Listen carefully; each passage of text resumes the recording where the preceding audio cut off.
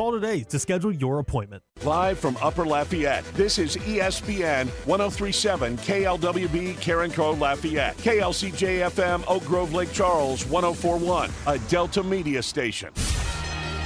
This game isn't fun. This game is a war. It's time for the 2-minute drill. Hurry it up, hurry it up, hurry it up. Powered by B1 Bank. Visit b1bank.com to find a location near you. Come on, let's go, you guys. Get in here, we gotta go fast now. The Houston Astros were dismantled by the Los Angeles Angels last night, falling in the series rubber match 18-3. With the loss, the Astros are back to even 500 with 64 wins and 64 losses. Their division lead sits at 1 game over the Rangers, and they'll begin a 3-game series against the A's tonight at 7:10. You can listen to the action of that one on ESPN 1037 Lafayette, 1041 Lake Charles. The NFL preseason rolls on all weekend, and the New Orleans Saints will be out in Los Angeles to face the Rams on Saturday. Kickoff from SoFi Stadium is set for 3 o'clock tomorrow afternoon as players look to move further towards solidifying their roster spots. Former Louisiana Raging Cajuns baseball player Lee Amadei appears to be back in the fold after a judge ruling gave players back their 5th year of eligibility. Amadei will begin practicing with the team again in hopes of playing another season with UL in 2027. Former LSU baseball pitcher Cade Anderson is getting his chance in the big leagues. The top prospect was called up by the Seattle Mariners, and he will make his major league debut tomorrow. After 43 years in college athletics, former LSU staffer and SEC head of communications Herb Vincent will be retiring after this college football season. And on the PGA Tour, it was a 5-way tie for the lead after one round at the BMW Championship, the second leg of the FedEx Cup playoffs. Rory McIlroy and 4 others all led the way, shooting a 6-under 64. Round 2 will take place today from St. Louis, Missouri. I'm Dawson Oslo, and this has been your 2-minute drill on ESPN 1037 Lafayette, 1041 Lake Charles. Your home for the LSU Tigers and Houston Astros. The 2-minute drill has been powered by B1 Bank. Visit b1bank.com to find a location near you. Dynamic duos are nothing new to Louisiana sports fans. Breeze and Colston, Burrow and Chase. And here in Acadiana, we have our very own dynamic duo. You're beautiful. It's the big, bald, bearded, and beautiful one, Raymond Parch III. I'm sexy and I know it. And the man with the best head of hair in sports talk radio in Louisiana and Mississippi, James Meche. Here is RP3 and Meche on ESPN 1037 Lafayette and 1041 Lake Charles, Southwest Louisiana's sports station.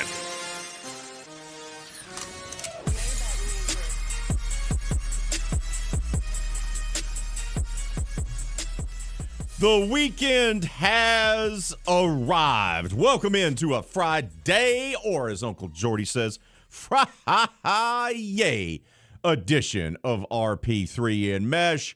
I am the big, bald, beautiful one, Raymond Parch III, better known as RP3, or as Mr. Bobby says, 2 out of 3. And I'm joined, as always, by the producer extraordinaire, the LAB award winner, the man with the best trash stash in sports media in the states of Louisiana, Mississippi, James Meche. Good day, sir. Good day, Raymond. Welcome back. Thank you. Thank you. I went on an adventure yesterday. You did. You met cows. I did. I went on an adventure yesterday in my new role. Plocheville, Opelousas, Glenmora, what used to be Oak Grove, there, South of Lacassine, Kaplan. I bebopped my way all around. Where in the world is Raymond Parch III? How about that old show? Oh, there we go. There we go. Hey, you know what? Got a great show today lined up for the people as we broadcast live from inside the Beal and Hebert studios here in Upper Lafayette. Beal and Hebert, Acadiana's hometown lawyers. We are going to be starting to do more and more campus check-ins as we get ready to kick off the college football season. We have our 3 core that we do every week, right? LSU, UL, and McNeese, and we do that always on Wednesdays.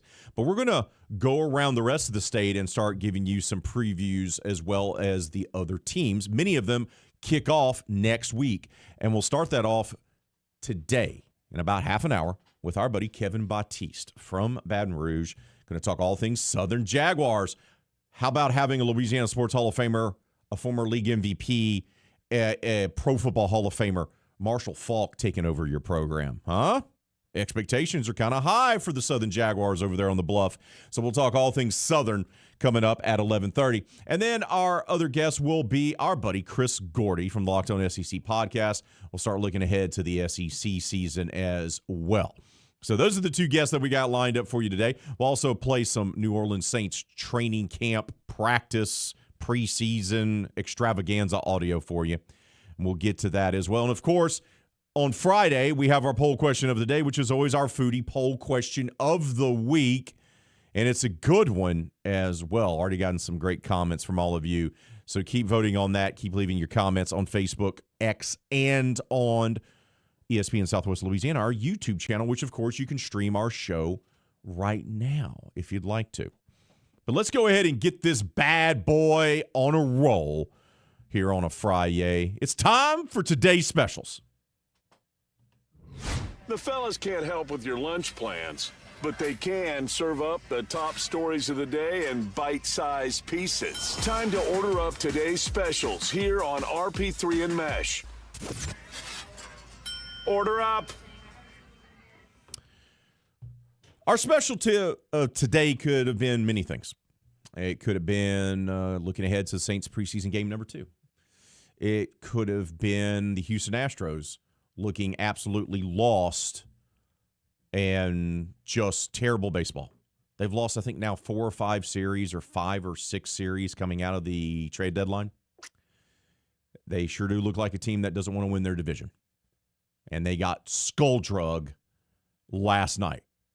That was a football score, Kat, for the Houston Astros. They lost 6-1 in field goals.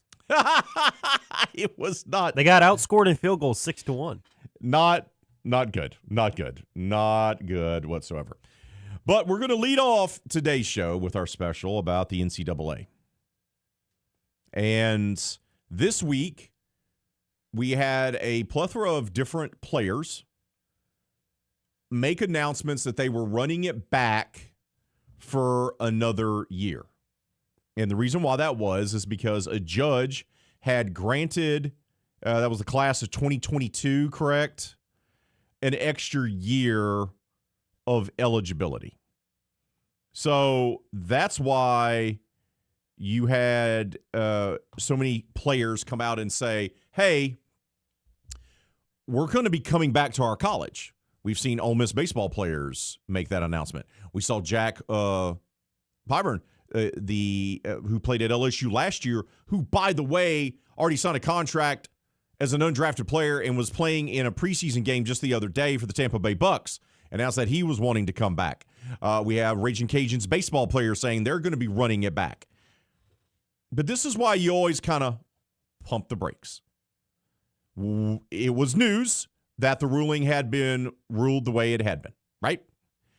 And we had local players or players connected to our programs that were making announcements and very excited about being granted a 5th year of eligibility and going back and playing. Some of them having already signed professional contracts.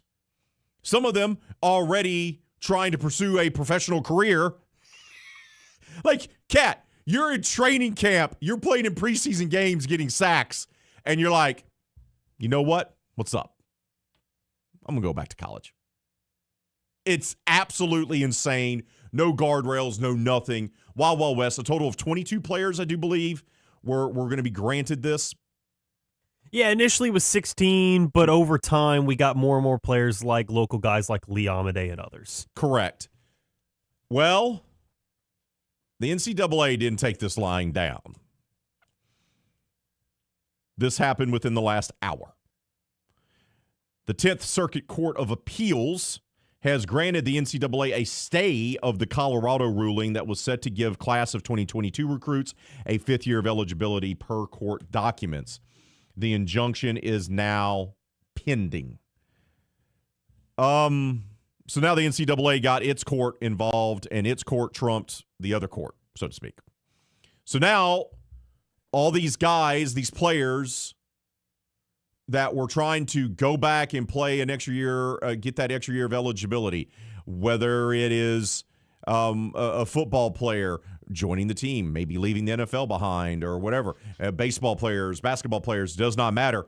All of those now cannot universally do this because the NCAA won its important battle on Friday with its legal war to determine who should be allowed to play college sports. This is what it breaks down. This does not wipe out the dozens of athletes who have successfully petitioned for restraining orders to play a fifth season in state courts around the country. So that's what that means, James. So the ones that have already gone through the process of going through the state court process in their states to be granted an extra year of eligibility, those still remain. So Trinidad Chambliss, for example, at Ole Miss was granted eligibility in his state. Yeah, back a couple months ago. Correct. The latest decision that was made in Colorado opened up the door for even more. Mm-hmm. So the appeals court decision could spark more lawsuits, restraining order requests, and confusion with only 2 weeks remaining before college football season begins in full force. The NCAA had changed its eligibility rules earlier this year to allow all college athletes to play 5 seasons during a 5-year window that opens the year after they finish high school or turn 19. The previous NCAA rules allowed athletes to play 4 seasons during a 5-year window. So that's what prompted the change. What's going to happen now is that these individuals are going to have to go through the appeals process in their own states. The Northern Colorado basketball player Brock Wisen, he's the one that brought together the federal lawsuit, who argues that the NCAA is violating antitrust law, preventing him from playing a 5th season, blah, blah, blah, blah, blah, blah, blah, blah.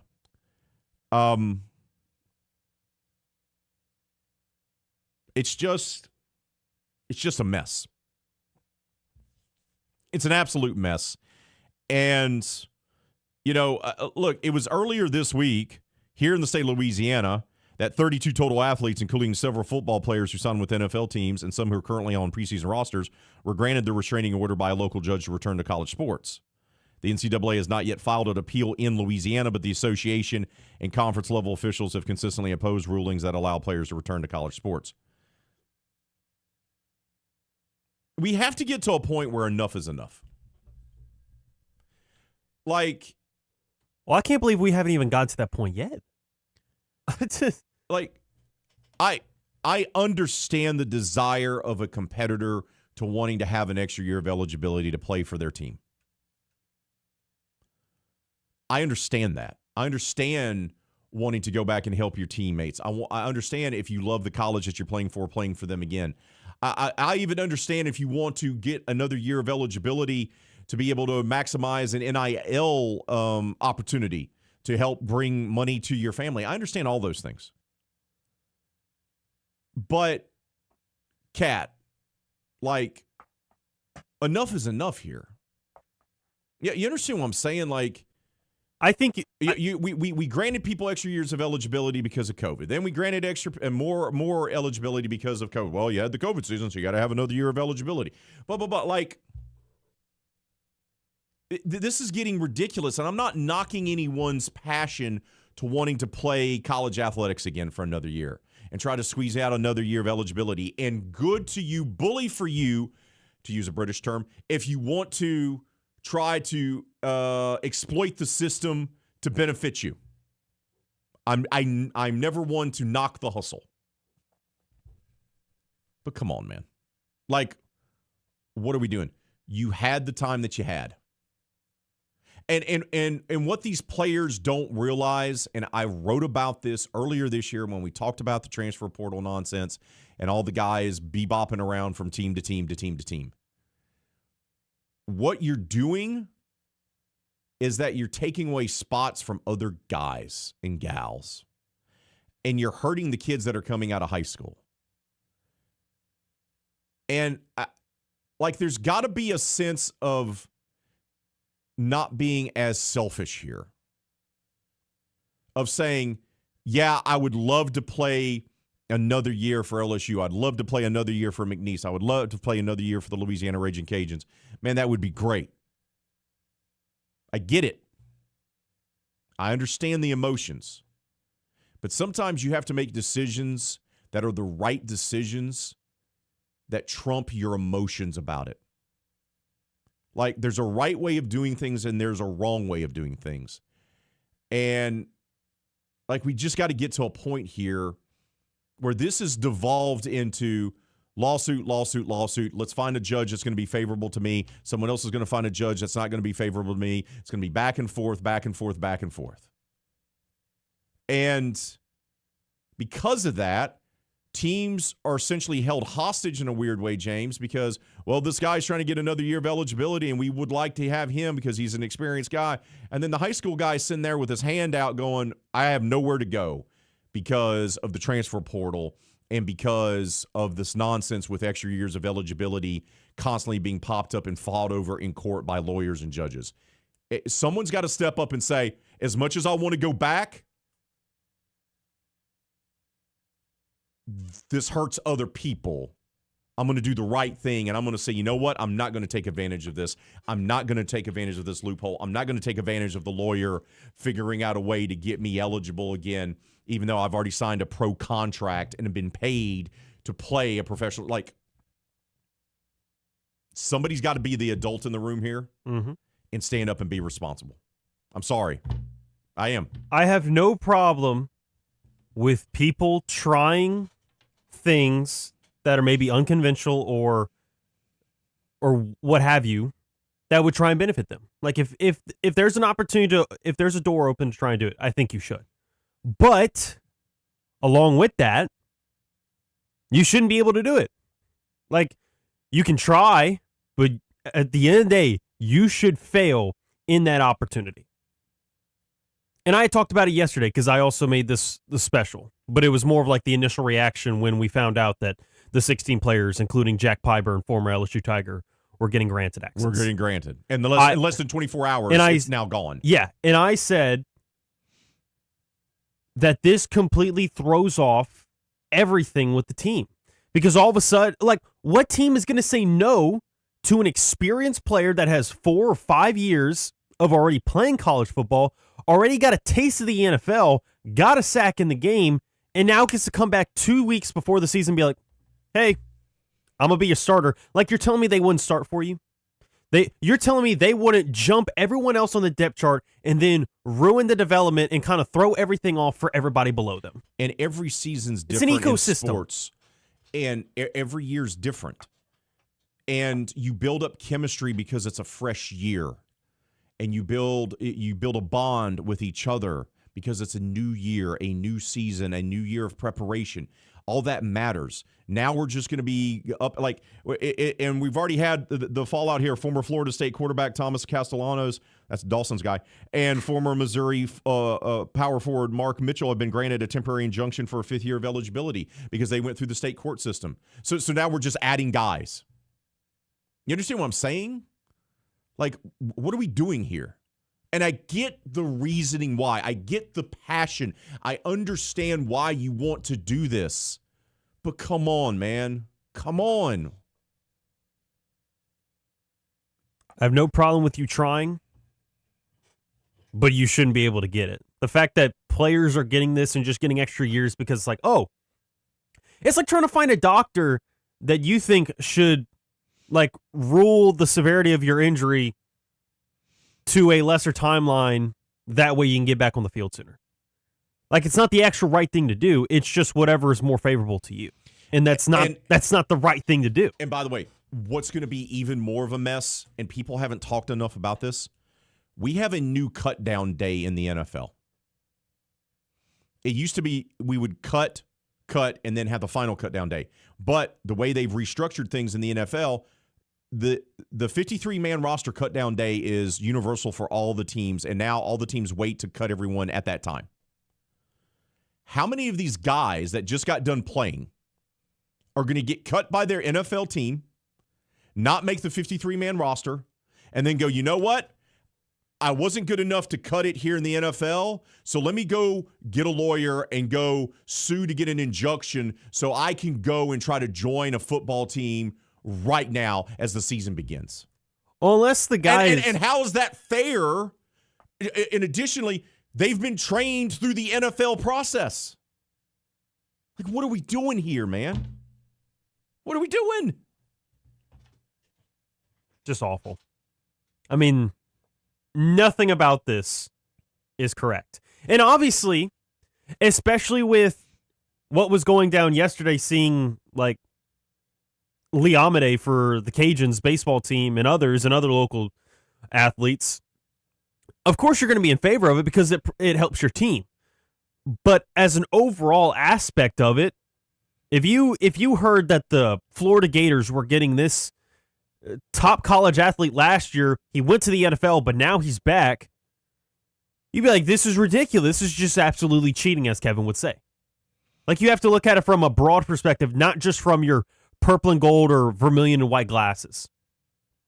Like, this is just not something that should be happening at all, and yet here it is because the NCAA and college athletics as a whole is just absolutely corrupt. And they can't do anything correct. It's unbelievable. It's unbelievable. Immensely frustrating, disappointing, and just pure clown show. Just college athletics has become a clown show. Got to take a time out. What's not a clown show? Our poll question of the day on Fridays, which is always our foodie poll question of the week. We'll unveil it and discuss it next. This is RP3 and Mesh live on ESPN 103.7 Lafayette and 104.1 Lake Charles, Southwest Louisiana's sports station. Make sure to set your alarm and tune in Saturday mornings at 10 o'clock for Sports Shorts here on ESPN 103.7 Lafayette and 104.1 Lake Charles. Join me, Ronnie Rance, and the Sports Shorts team of Tommy Christsan, Hunter McCann, and the crazy man, Joel Davis, as we break down the sports and teams that you love. The LSU Tigers, New Orleans Saints, and everything in between. Tune in Saturday mornings from 10 to noon for Sports Shorts here on Southwest Louisiana's sports station. Looking for a spotless workplace? Variety Janitorial Services is your go-to. For office cleaning to stripping and floor waxing and carpet cleaning, your commercial space will look its best. Their reputation for perfection has grown throughout the entire Acadiana community. They deliver top-notch service with a commitment to excellence. Daily, weekly, or deep cleaning, trust the experts. Visit varietyjan.com today or call 337-298-8704 for a free quote. Variety Janitorial Services. We clean, you shine.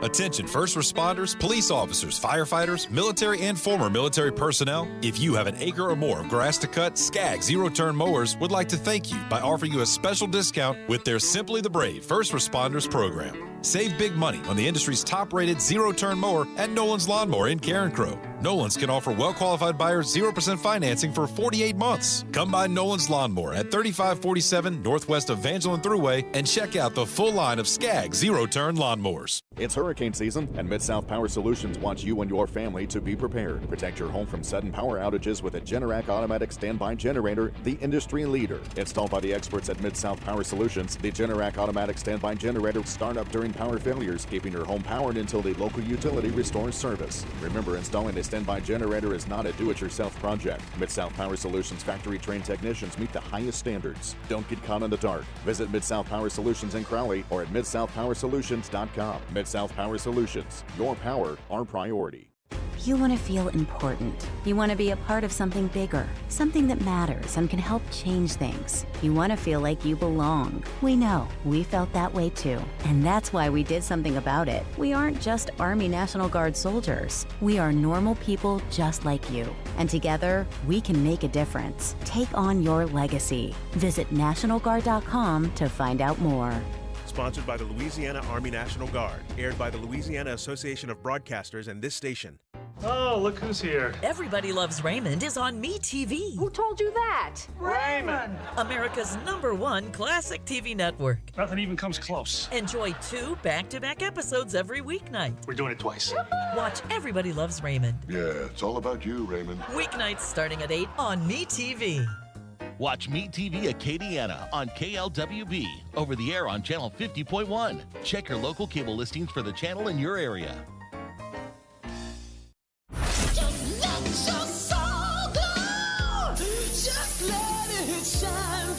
One is known far and wide for his luscious head of hair. We just wash the hair. You know, I work on my hair a long time. The other wishes he still had his. Back to more RP3 and Mesh. Time to unveil that booty poll question of the week. We asked you on this Friday on Facebook and on X, what day food tradition is your favorite? Maybe you're a big fan of red beans and rice Mondays. Perhaps you're a big fan of Taco Tuesday. How about fried fish Fridays? Or maybe it doesn't have an alliteration by any stretch of the imagination, but barbecue Sundays. Usually barbecue plate lunch on Sunday. Yes. Still not alliterated, but that's fine. That's correct. 57% leading the way have gone with the non-alliterated barbecue Sunday. About 36% are saying red beans and rice Mondays.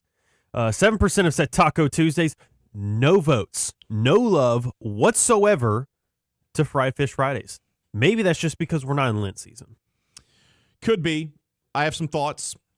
So, I love red beans and rice, and we do try to traditionally have them on a Monday. And that stems from its origins in New Orleans, where Monday was considered a wash day, a wash the clothes day. So they needed to be able to prepare something that was easy, that they could essentially ignore, just keep on a pot and stir every once in a while. So that's why you eat red beans and rice on Mondays, by the way. I love red beans and rice. I absolutely adore tacos, and I eat them even when it's not Tuesday. I love fried fish. I love to do it myself, and I love it when other people do it right. Not everyone does it right. Fried fishes can be tricky for folks. Woo! Nothing like it being burnt or got too much oil in it. It's very particular on how you have to do that. But I don't have fried fish on Friday all the time. So I voted barbecue Sunday. Like, after church, go get yourself the barbecue plate lunch. Oh, man. That's almost undefeated, Cat. Almost undefeated. Let's head out to the ESPN hotline. Welcome on David, who's been patiently waiting. David, good day to you. What's on your mind, bud? Oh, not much. Now, you're talking about this food. Barbecue. Now, people can really mess up barbecue. Oh, yeah. Because they'll mess up the dressing. They'll mess up the potato salad. The meat could be tough. So there's so many different ways that they can just totally destroy the meal on the barbecue Sunday. It pays for you to stick with the red beans and rice Monday. Well, okay, but how about if you're handling the barbecue yourself, bud? I'd be, you know. And that's different. That's different because you know what you're doing. But if you're picking it up at some places, it's a hit or miss. It's a hit or miss. You all were talking about the transfer portal and what's going on with all these, NCAA and this and that. But you all know what it comes down to. It really, you could put some of the blame on the players and this, that, but it really comes down to good old capitalism. It comes down to straight greed, plain and simple. Oh, I don't disagree with that at all. It's the driving force behind all of this is greed. It is money and greed. How much yep. more money can we get for our university? Correct. How much more money can we get for the NCAA? It really is. That's the driving force. It's a great point, brother. I appreciate the phone call. Enjoy your weekend. You too. And he's not wrong. Like, this has all been this way because of the pursuit of greed and the constant greediness of college athletics. It's $1 billion industry. And now we're trying to do everything we can to make money and to give money to the kids and give money to the coaches and do this and do this and do this and get television revenue and this and this and this and this. Okay. And you open up a Pandora's box. And once again, I want the kids to do the right thing. But once again, you're asking a 20-year-old or 21-year-old to do the right thing when guidelines should be put in place by adults. We want to make the kids do the right thing because obviously the other adults aren't going to do the right thing. Well, I was going to say, you can't... that's where we're at. Well, it's like if you want your kid to behave, but if you as a parent are setting a bad standard... Bad example? A bad example. It's like, how do you expect the kids to know better? They're learning from you. And if you can't do anything right, how do you expect them to? So I think it just goes all full circle. There's not one person not to blame. Correct. Keep those votes going, though, on our foodie poll question of the week, which is always our poll question of the day on Fridays. And leave your comments on Facebook, X, and on our YouTube channel, ESPN Southwest Louisiana. We got to take a timeout. When we come back, campus check-in with the Southern Jaguars. We'll do it with Kevin Batiste. That's next. This is RP3 and Meche live on ESPN 103.7 Lafayette and 104.1 Lake Charles, Southwest Louisiana's sports station. This game isn't fun. This game is a war. It's time for the 2-minute drill. Hurry it up, hurry it up, hurry it up. Powered by B1 Bank. Visit B1Bank.com to find a location near you. Come on, let's go, you guys. Get in here, we gotta go fast now. The Houston Astros were dismantled by the Los Angeles Angels last night, falling in the series rubber match 18-3. With the loss, the Astros are back to even 500 with 64 wins and 64 losses. Their division lead sits at 1 game over the Rangers, and they'll begin a 3-game series against the A's tonight at 7:10. You can listen to the action of that one on ESPN 103.7 Lafayette, 104.1 Lake Charles. The NFL preseason rolls on all weekend, and the New Orleans Saints will be out in Los Angeles to face the Rams on Saturday. Kickoff from SoFi Stadium is set for 3 o'clock tomorrow afternoon as players look to move further towards solidifying their roster spots. Former Louisiana Raging Cajuns baseball player Lee Amade appears to be back in the fold after a judge ruling gave players back their 5th year of eligibility.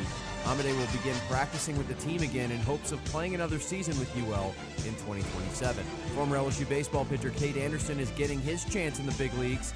The top prospect was called up by the Seattle Mariners, and he will make his major league debut tomorrow. After 43 years in college athletics, former LSU staffer and SEC head of communications Herb Vincent will be retiring after this college football season. And on the PGA Tour, it was a 5-way tie for the lead after one round at the BMW Championship, the second leg of the FedEx Cup playoffs. Rory McIlroy and 4 others all led the way, shooting a 6-under 64. Round 2 will take place today from St. Louis, Missouri. I'm Dawson Eislow, and this has been your 2-minute drill on ESPN 103.7 Lafayette and 104.1 Lake Charles.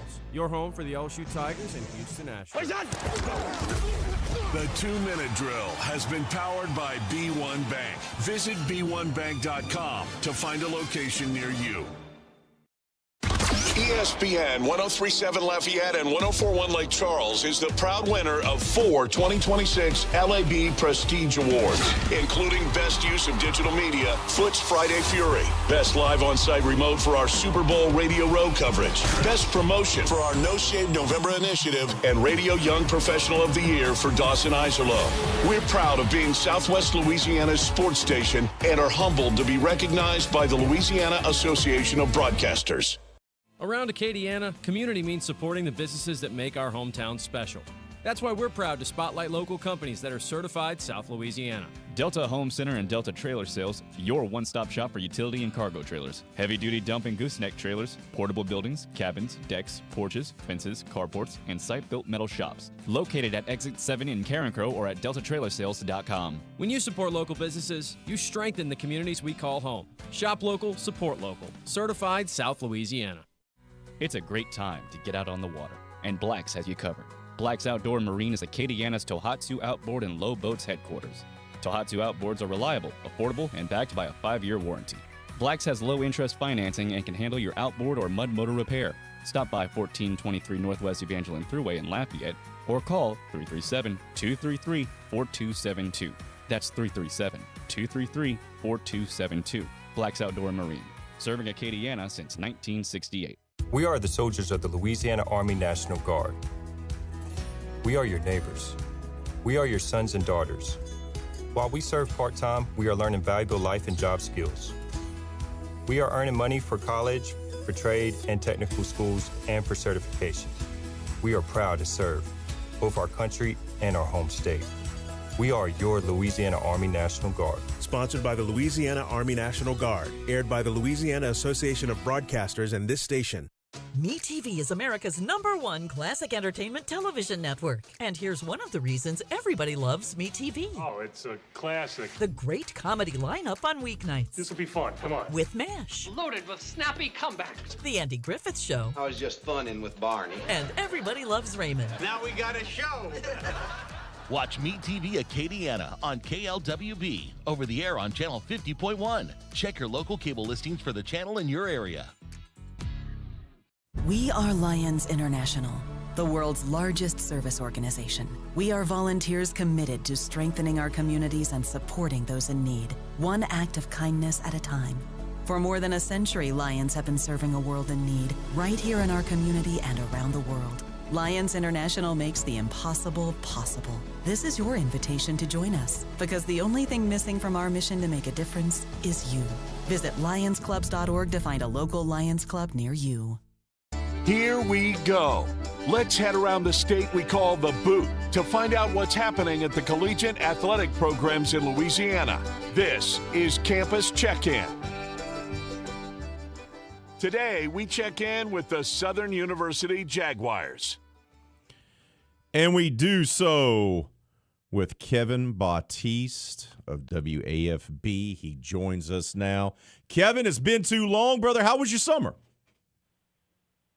Man, my summer was the truth. I've been some places, been here, there, went to Atlanta for the World Cup festivities. I wish I could have went to a game, but them tickets were a little too high. I needed to pay my rent. It wasn't worth it that much.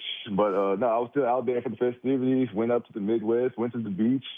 But yeah, now we back to the grind. Hell, football season is here. Yes, it is, and lots of excitement about Southern. Obviously having a Louisiana legend and a Pro Football Hall of Famer and one of the greatest to ever do it, Marshall Faulk, taking over as head coach. It does that, right? It does that for any program. Just give me your thoughts from the introductory press conference through the offseason, through fall camp. What has kind of stood out to you that Coach Faulk is doing that maybe wasn't being done before? Well, I'll tell you this. So far, I mean, it's still. I mean, I'm holding my true judgment until the season actually starts, because these press conferences, these practices. I mean, they're gonna say everything right, but oh yeah, things change once them bullets start flying for real during the season. But I mean, so far, I mean, Marshall Faulk, he has said just about everything right, and on the microphone and in front of the cameras, as far as what his goals are for Southern, what he wants to achieve for this football team, for the program, for the community as a whole, trying to help these players not just on but off the field, because football, it doesn't last forever. I mean, there's question marks from a lot of people, including myself, about a guy who, I mean, he's entering just his second year ever being a coach and his first time ever being a head coach. And he said himself that he's not yet comfortable being a head coach yet. He doesn't know if he'll ever be comfortable, because being a college football head coach, there's really no comfort in it so far. So I mean, for a guy to be that candid as far as being ready for the moment, that's not really something that you hear too often from folks in this position. But I mean, so far in the offseason, from the time he was introduced in November through spring ball, through how much we talked to him in fall camp, I mean, he's basically said everything, right about what he wants to build. He's very honest about, what their strengths are right now, what their weaknesses are right now. And so far he looks the part. It's just, can he be the part once the ball kicks off next week? All right, let's start there, because I remember him. I'm old enough to remember him in college, and old enough to remember him in his pro career as well. Dynamic offensive athlete, all-purpose running back, one of the greatest to ever do it. So we know what his background is as a player. So what's the offensive philosophy from him and his coaching staff? What are they going to try to do offensively this year at Southern? Well, Falk said that they're going to do whatever it takes to win. If they have to, run the ball 40 times a game, they'll do that. If they have to get into a gun and split out a bunch of wide receivers, they're going to throw, and they have to throw the ball 30, 40 times a game, they'll do that. Again, as coach speak, but from what I've seen in practice, this is going to be a run-heavy, down-your-throat team, which, I mean, of course, that fits the bill whenever your head coach is a Pro Football Hall of Fame running back. But, yeah, this identity of this team, they are going to run to the pass. This new go-go offense that offensive coordinator King Merchant is bringing along with him from the West Coast. He learned it at UNLV under Brendan Marion, who is now the offensive coordinator at Colorado under Deion Sanders. Yeah, it's an offense that, they like to have some fun. Yeah, there's a lot of misdirection, a lot of read options. They're looking to break off the big run. It's going to be, Trey Holly, the LSU transfer. I mean, he is the starting running back, so, I mean, people look at him as the focal point, but it's going to be a lot of running backs who are going to get a lot of work in this offense. And then, like I said, if defenses begin to sell out, begin to stack the box, that's when they're going to start going for the big plays down the field, the go balls, the short routes that they could probably take to the house. So, Ken Merchant, the OC, he told me, he was like, one thing about this offense that he learned from Brendan Marion is just playing up to your talent level. I mean, just going with what you have, even if you don't have the athletes, and just keeping it simple and just trying to have fun. When they take the field a week from Saturday, which they'll be opening up the season against Alabama State there in Birmingham at Legion Field, do they have the dudes up front across that line of scrimmage to be able to run the offense? They are very, very high on the offensive line and defensive line. The offensive line especially. Everybody I've talked to, from the assistant coaches to even some of the guys on defense, they say the offensive line will be the MVP of this team, which that better be the case if you're going to do a run-heavy scheme and try to, just run the ball 30 times a game. Yeah, I mean, there's been so much said about this offensive line. They're now led under Donald Penn, a long-time NFL vet who played for like the Raiders and the Bucks and stuff. Another West Coast guy. He is probably the most intense voice at practice. It's hard not to hear his voice. I could be 30 yards away shooting the linebackers, and I'm just hearing him just get after his offensive line, saying some not so kind words, but at the end of the day, he's still trying to build them up. And so the offensive line, they're going to be good from what I've heard. Defensive line, they struggled last year, but they brought in some transfers. Got a few returning guys coming. We just talked to the defensive line coach the other day, Kyle Kramer. He said, especially on the ends, the ends, they have enough guys, about 3 or 4 guys that can rotate. He hopes they can do at least a minimum 8-man rotation. And the defensive line, they got a boost early in the week when their MVP, the 2024 SWAC Defensive Player of the Year, Kelby Givens, he announced that he was coming back. He was one of the players who got the benefit of this federal injunction. But now, as we just learned today, that injunction is now on hold. So as of now, Givens, I guess his extra year is now in limbo. But people, regardless if he plays or not, they remain very high on the offensive line and the defensive line. We're talking with Kevin Baptiste of WAFB, talking Southern Jaguars for today's campus check-in of the day. Kevin, I do want to look more towards the defensive side. You kind of brought up Kelvin Givens, and I was going to ask you about that a little bit. But overall, whether he plays or not, where's your confidence with this defense going into the year with Todd Light as the DC? Oh, my confidence is up there. Okay. It's up there because, I mean, players, they take on the identity of their coach, okay? And watching Coach Light and Kyle Kramer and Anthony Ballantyre and Greg Townsend and all these guys, the way they, are very detailed with these kids and the way that they really get after them, how intense they are, I would expect for the players to really take on that moxie, that juice. I mean, last year they didn't really have none of that. I mean, that showed a lot in the game because that's part of the reason why they went 2-10.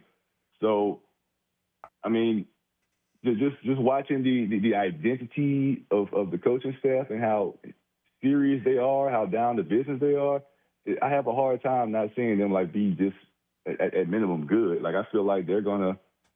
If the offense struggles, the defense is going to keep them in a lot of games. I mean, that could be the case next week when they play Alabama State, especially when you're working in a new offense. So, I mean, I think the Jags going to be pretty good on defense.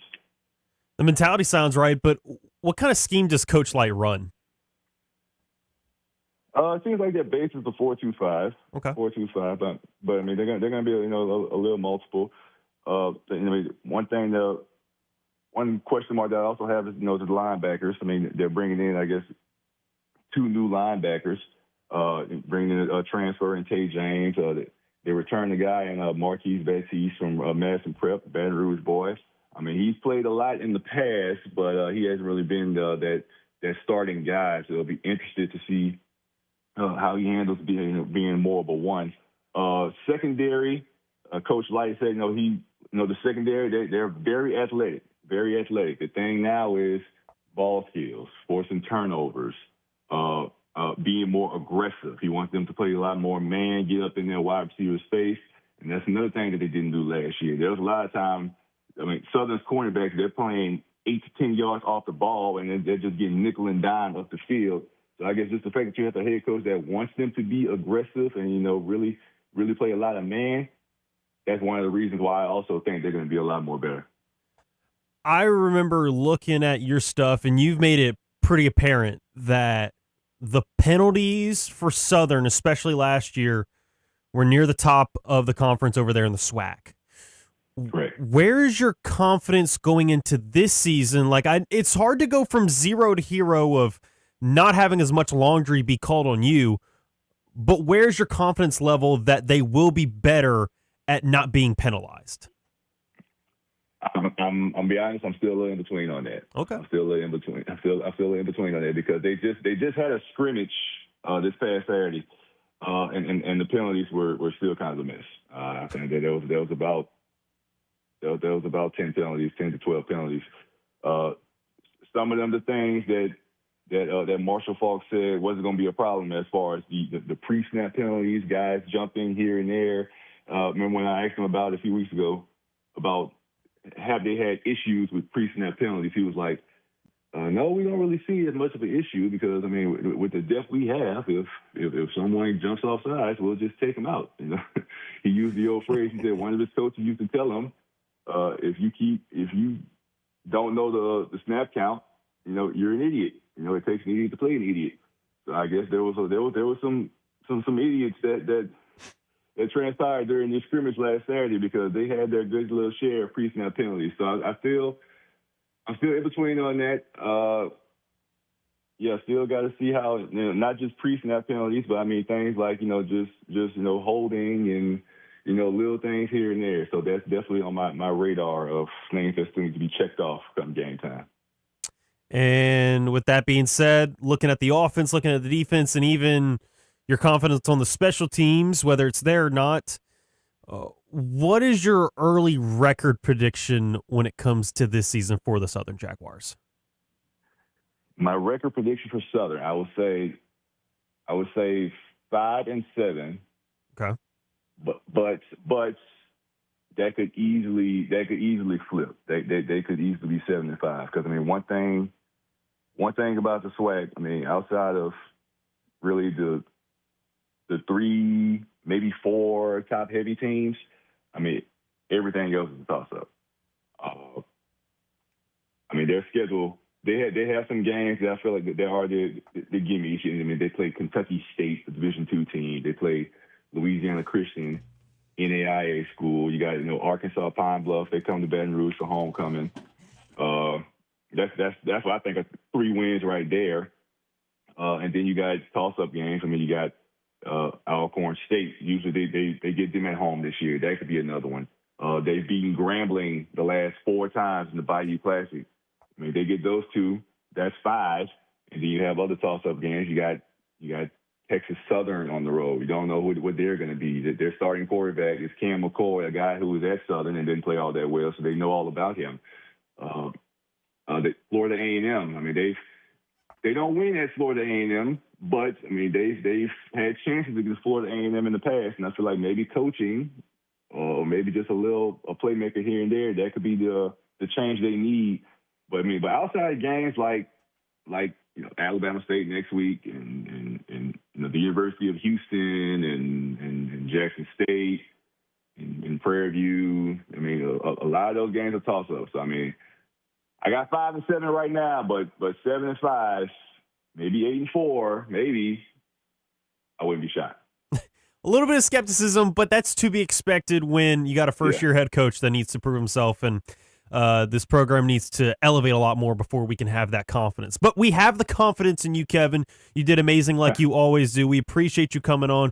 Keep up the tremendous work you're doing over there, covering those Southern Jacks for WAFB, and we'll get you back on soon, all right?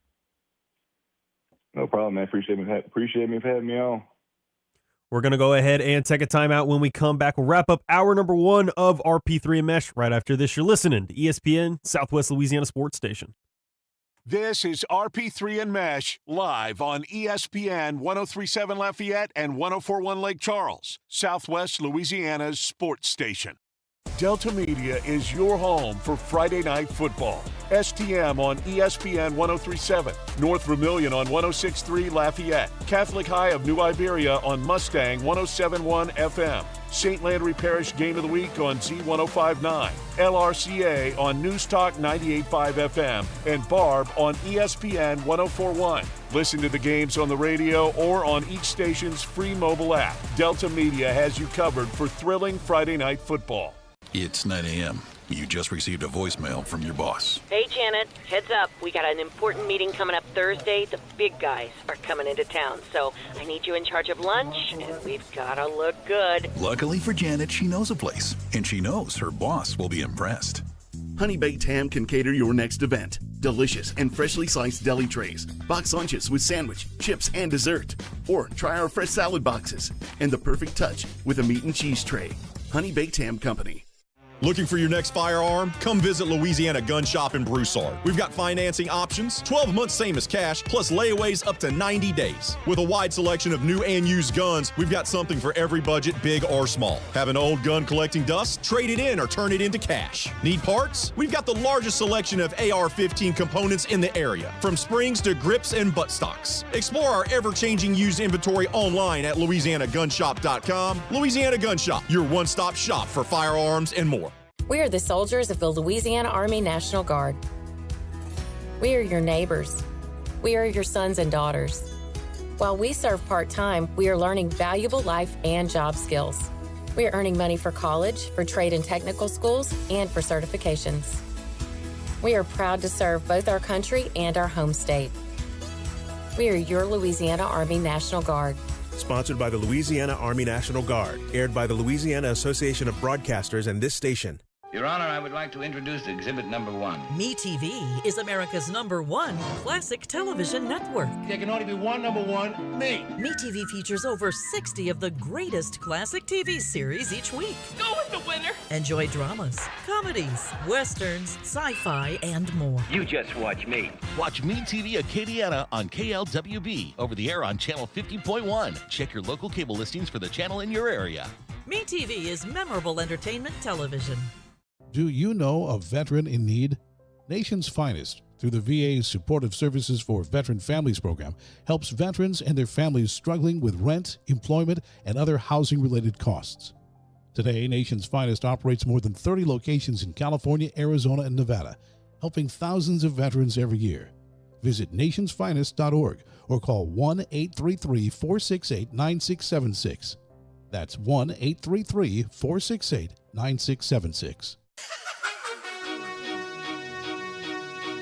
This is ESPN 1037 Lafayette and 1041 Lake Charles. Broadcasting live from the Beal and Hebert studios in Upper Lafayette. Beal and Hebert, Acadiana's hometown lawyers. Back to more of Southwest Louisiana's sports station. I can't lie.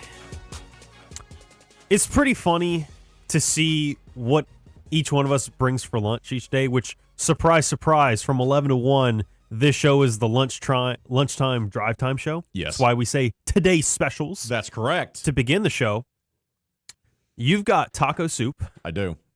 In August. Shout out to you. Leftovers. Hey, what the sour cream? The wife wanted taco soup earlier this week. We had taco soup. Now the husband finishes off the taco soup. Says, I'm going to eat the taco soup. We don't let things go to waste. No, as you shouldn't. As you shouldn't. I brought a cold cut somewhat Italian style sandwich. The man used every meat he found in his refrigerator and put it on 2 massive sandwiches with some pesto. No, what I had was a massive loaf of French bread. And I ate the first half of it yesterday. The other half is today. My man. And Dawson will probably just fast or I was going to say eat nothing. Yeah. Eat nothing. Yeah. Or Taco Bell. We know how much he loves it. He does. How about an update on our poll question of the day, speaking of food? I was going to say as a perfect transition. What's your favorite foodie day tradition? Red beans and rice Mondays, Taco Tuesdays, fried fish Fridays, or barbecue Sunday? Not much has changed. We actually have gotten a vote towards the fried fish Fridays. Someone voted for it. I don't know who. But Good for them. You're a hero. How about some comments? We didn't get a chance earlier to discuss those comments. Yeah, a lot of barbecue Sundays. Ralph says, I love them all, but nothing like Saints with a plate of brisket, ribs, and sausage with beans, rice dressing, and tater salad. Oh, that sounds amazing. It's time to go to Ralph's house. And then he sent a gif of some meat being sliced. Yeah, he did. JBK says, barbecue Sundays, but all around my house, it can be a barbecue any day.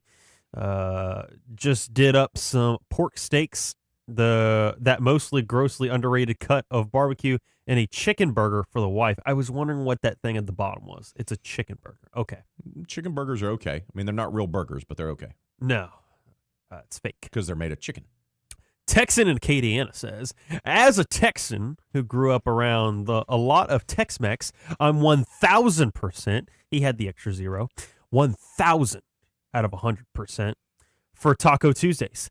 Fish tacos, chicken tacos, beef tacos, so many filling options. I thought with him repping Texas, he would tell us about Texas brisket. I thought he would have voted for barbecue. Texans are very particular and very proud of their barbecue.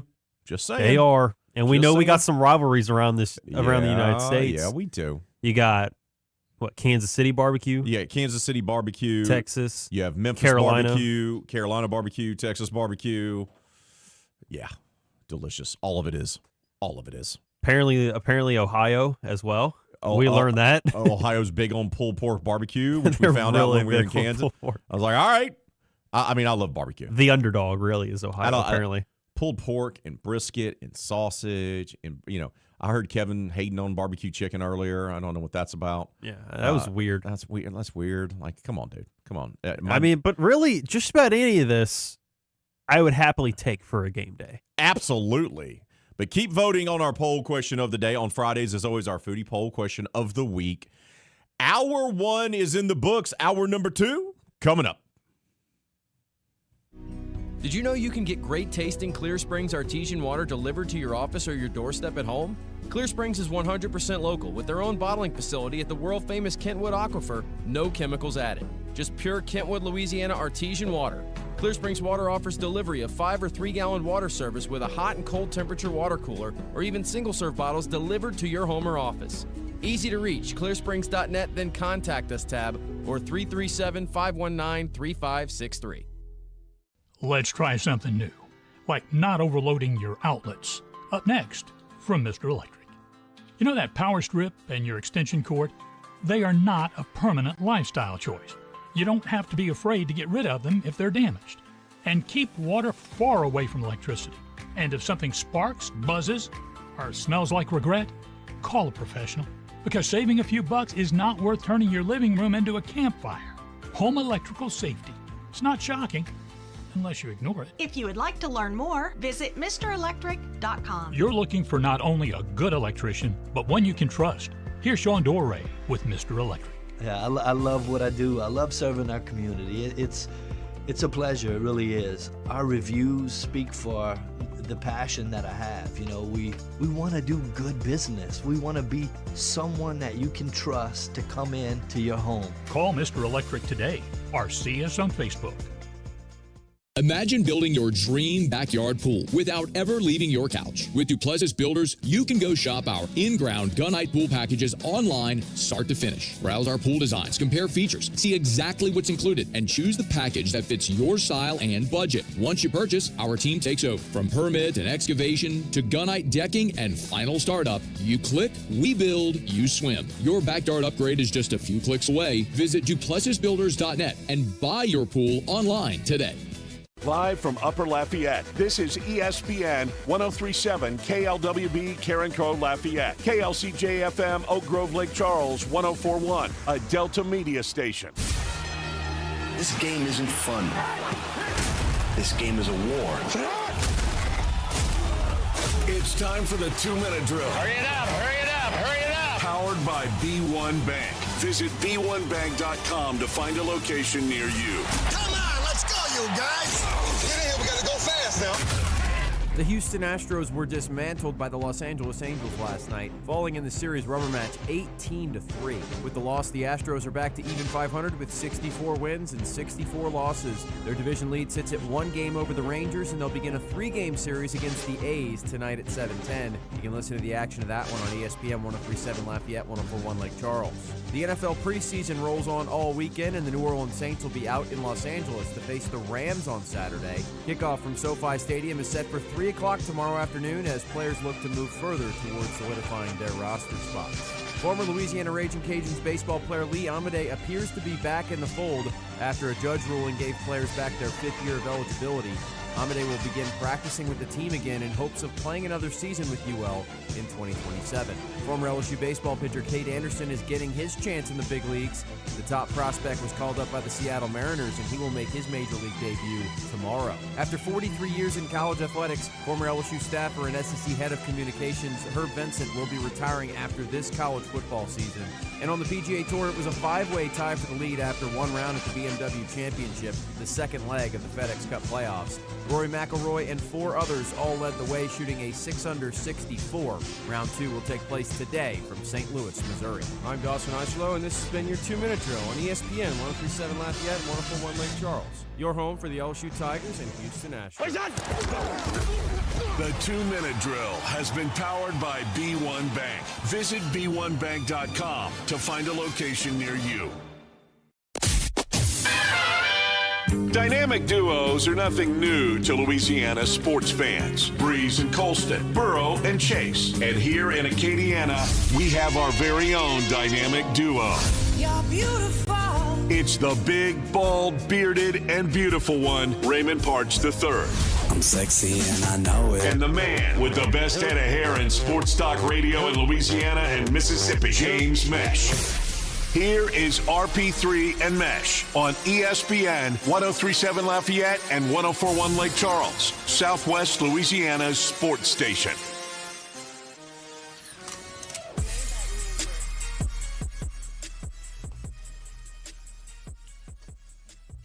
Hour number 2 has arrived on this Friday edition of RP3 and Meche. I am the big, bald, beautiful one, Raymond Parch III, better known as RP3, or as Mr. Bobby says, 2 out of 3. And I'm joined inside the Beal and Hebert studios here in Upper Lafayette, Beal and Hebert, Acadiana hometown lawyers, by the producer extraordinaire, the LAB award winner, the man with the trash stash you know about. You love him. You need him more in your life, James Meche. He came back for hour number 2. Yeah, the cold cuts didn't knock me out yet. He didn't go into his food coma just yet. We can always count on here that if of the main people here that are here eating lunch, right? It's you, it's me, it's D-Lo. Sometimes BP sticks around for lunch. We can always count on the one person that's going to have a borderline excessive amount more food than the others. And it's always you. It's as if after Matt Miguez left us to go to greener pastures and classrooms, that you were like, you know what? And falling out of chairs. That Big Messy's not around, So I got to step up my food game. Someone has to take this role. I got to have 2 meals presented as one on a daily basis. Well, the thing is, just in case something happens where I'm like, oh, I need to stay later than maybe I would have anticipated and I get hungry again, instead of going to be like, oh, I guess I'll go get a quick bite to eat to tide me over. It's like, I'll just bring extra food, especially because I can always just bring it home afterwards, and whatever I haven't finished, I'll just eat later for dinner. There you go. Or so I eat something else. over prepare and then just have it be ready on standby. Look, Kat, I'm thinking ahead. Okay, I'm just living his being best life. I'm being innovative, and you're just out here calling me big back. You're just calling me a fatso. No, you eat like someone built like me, 300 pounds. I'm just gonna be honest. Yeah, but the amount that I actually eat in one sitting is not a lot. Kat, do we need to bring up station birthday party crawfish bowls? Do we need to bring up when we've had pizza and stuff like that? Yeah, really? But the crawfish tails are not big. Like, they're not that filling.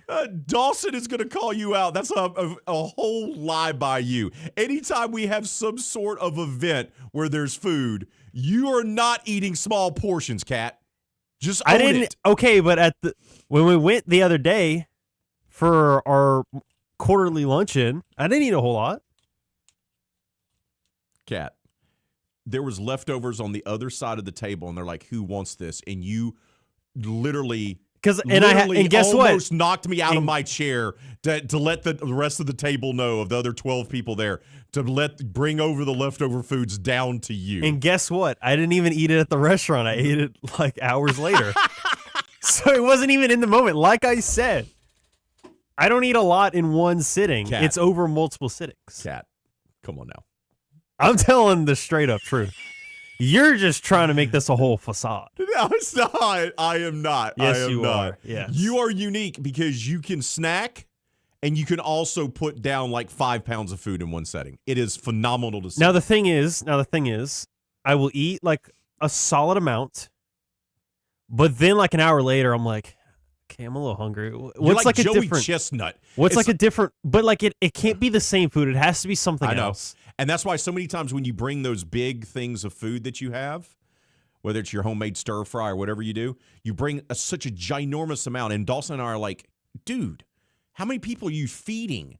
Are you feeding half a Delta Media? And you're like, no, this is just for me.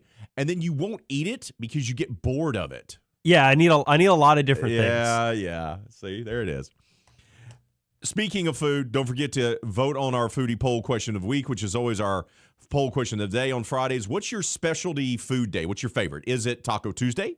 Is it red beans and rice on Mondays? Is it fish fries on Fridays? Or is it barbecue plate lunches? Barbecue on Sundays. Keep voting on that.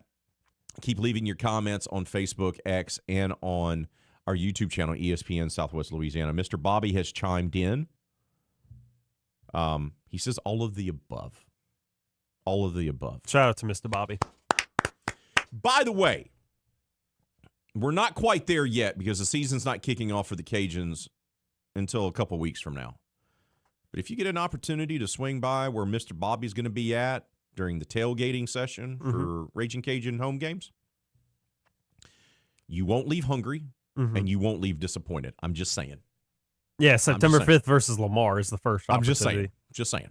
I haven't been formally invited by him. Well, now you're being invited. He's inviting me? I'm speaking on Mr. Bobby's behalf. I'm sure he'll text me otherwise. He'll be like, I don't want this Meche guy. He's got to go. According to you, he's going to run out of food. The Meche guy is not welcome. And according to Jim Gazzolo, apparently I eat out Lake Charles every single time. Kat, it is legendary what you do over there for McNeese sporting events. It is phenomenal. It's not my fault. Other people eat like birds. Like when we go over there to cover other events, they're like, oh, God, he's here. Oh, thank you for not bringing Meche because we didn't have that in the budget. They're like, oh, God, he's here. Coming up half an hour from right now, we'll talk all things SEC with Chris Gordy of the Locked On SEC podcast. That's coming up at 12:32. But right now, let's pivot and talk a little Saints. Had the joint practices this week. got into some shenanigans, some fisticuffs. Sons of Hall of Fame wrestlers are body slamming guys onto the ground after they got punched in the face. Both teams were fined $500,000. NFL came in quickly on that. But then they switched to practicing with the Rams, who they're actually going to be playing tomorrow in their second preseason game, the New Orleans Saints, and then they'll wrap up against the Cowboys next week. Kellen Moore spoke on the joint practices, particularly with the Rams, and this is what he had to say about the effort and the execution of the black and gold. Yeah, this was big time workload. We're pushing it pretty good with Tuesday, Thursday. It's just the way the schedule worked. It's probably not the dream scenario of doing joint practices, but I thought it was excellent work for our guys. It's almost, you can view it as kind of like that peak point of training camp, to do back to back right there. Obviously, we'll come down, we'll play the game, and then next week we'll have a few practices leading into Dallas. So he's happy, which is good. Once again, not a criticism. And maybe he's different privately with his family, which I hope he would be. But he's got the charisma level of wet paper towels. So, you're not going to get Sean. When you had Sean here, he would be fiery at times, right? But he would also be such a smart aleck and so petty. You're not getting that with Kellen Moore. He is straight lace. What does Kevin call him? The Beeve? He calls him Leave It to Beaver, right? Yeah, the Beeve. Kind of, yeah. He's kind of straight lace. Probably shows up to church 10 minutes early on Sundays. Calls his mom every day. He's probably very, very, very straight laced. But look, as long as they win, that's all that matters. You can win in a multitude of different ways in the National Football League. You can have the loud tyrant coaches like Bill Parcells, or you can have the guys that barely speak and like Bill Belichick. You can have guys that are more aloof like Bill Walsh was. You can have guys that are petty like Sean Payton. You can win. You can have guys that are known as really good stand-up guys that aren't really big hollers like Tony Dungy, right? So there's a litany of different ways that you can coach in the NFL and be highly successful. So we don't, I'm just saying. There's no one way to skin a cat. Correct. We've talked a little bit about Ty Chandler. Part of the return game, also backup running back. Yeah. We know that the running backs have been decimated by injury. Kendre Miller, banged up. Devin Neal, hamstring issue. Kamara, MCL issue, going to be out for a while. Estime, we still haven't got a full report on Estime. That looked terrible in the actual game. It looked bad in the moment, but it's, from what I've heard, it sounds like it's maybe not as bad as we would have anticipated. So there's an opportunity here for Ty Chandler, right? To maybe make his mark, whether it's a hybrid role, kind of like a return guy and a running back. This is what Kellen Moore had to say about Ty. Yeah, Ty's just continuing to climb, coming into a new organization, getting more comfortable with it. I just say we're trying to get these guys as many opportunities as we can with these, preseason game, really 2 of them coming up, some practices. It's going to be fun, but challenging to figure out what this the back group of this running back is going to look like. I want to ask you something, because you're locked into the Saints. As it stands right now, we know, even Kamara being injured, obviously, he's going to be in the mix. Achane, Kamara, Devin Neal when healthy. And then there's this logjam of guys with like Kendre Miller, who can run tough when healthy, but he's never healthy. Estimate little bowling ball that did a good job last year, right? When he got called up. Who do you think has a better chance of making the 53-man roster? Is it Ty Chandler or is it Kendre Miller? I go Ty. I go Ty too because he can be in the return game. And I think Kellen Moore likes guys that are versatile. He just does. And the thing is, I don't think Ty's like anybody that you could really be like, oh yeah, I could see him catch. He's not special. He's not generational talent. But no, but we're talking about running back 4 or 5 on the roster, right? But what I'm also looking at is, what do you look like in pass pro? What do you look like in the actual receiving game. Like, can you run any sort of routes, or are you only going to be able to flare out to the sideline every single time? Or just like sit down and check down 2 yards beyond the line of scrimmage? And are you going to be available? And availability. And also, now, I think I do remember Kendre has at least some sort of an ability to go out there and do kick return. I think he did that when, like, just at least for a little bit, whether it's preseason or maybe like a game or two when Dennis Allen was still the head coach, if I'm not mistaken. But you would definitely say Ty Chandler is infinitely better of a kick return, or just a return man, than Kendre Miller would be. Because when you're building the 53-man roster, your return specialist has to be on the roster somewhere else as well, right? So if you can have your return specialist, like, this is why I think Barry and Brown's going to make the 53-man. Because he can also return kicks and play wide receiver. Ty Chandler can return kicks and play running back. So 2 roster spots, you're essentially getting 4 roster spots with 2 guys. Mm-hmm.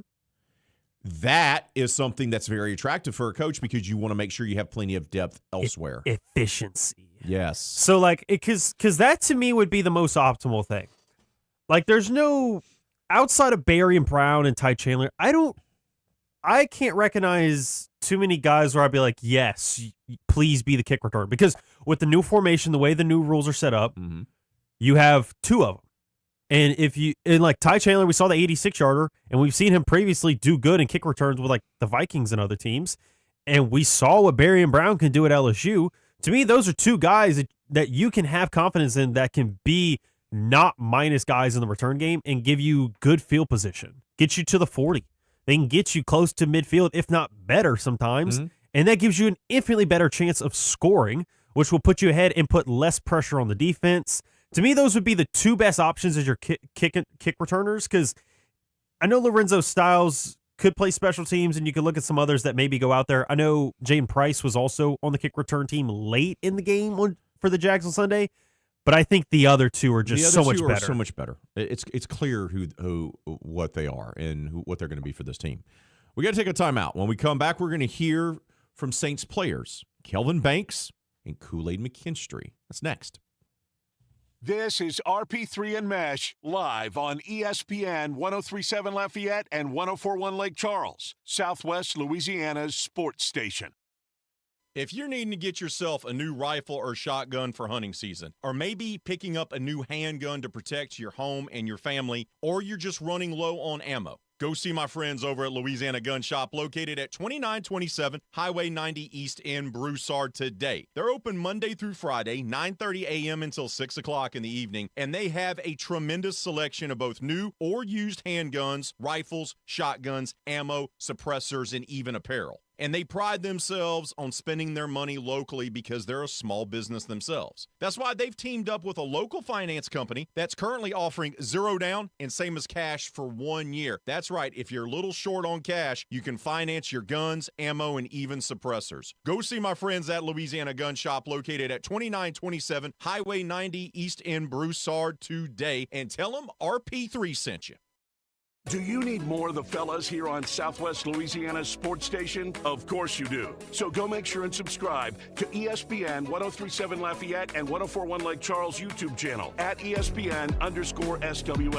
Don't forget to turn that bell on so you get notifications for new episodes of Four Tire Change Podcast, where Dawson Iserlo talks all things NASCAR, or Cleats and Sneaks with James Meche. Get yourself more of Southwest Louisiana's sports station at ESPN_SWLA on YouTube. Ready to transform your backyard into the summer paradise you've always dreamed of? With Duplessis Builders custom gunite pool packages, we make it simple to own a stunning, long-lasting, in-ground pool built just for you. Choose from classic designs, all customizable to fit your space, style, and budget. Our pools come with quality finishes, energy-efficient equipment, beautiful lighting, and professional installation from excavation to decking, so you can dive in before the next heat wave hits. Don't just dream it, build it. Visit DuplessisBuilders.net.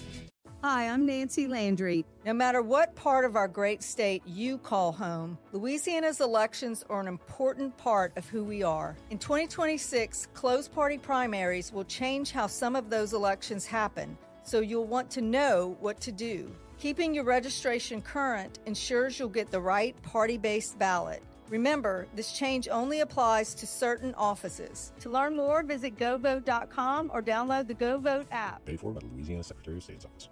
Oh, look who's here. Everybody Loves Raymond is on MeTV. Who told you that? Raymond! America's #1 classic TV network. Nothing even comes close. Enjoy 2 back-to-back episodes every weeknight. We're doing it twice. Watch Everybody Loves Raymond. Yeah, it's all about you, Raymond. Weeknights starting at 8 on MeTV.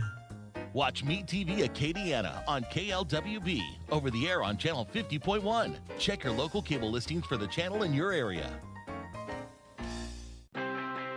We are the NFHS. That stands for the National Federation of State High School Associations. But really, what we stand for, together with the LHSAA, are the 110,000 high school sports students in Louisiana. And so we stand. We stand for the runners, soccer, and basketball players. We stand for their coaches, administrators, and officials. We stand for the swimmers, football players, and wrestlers.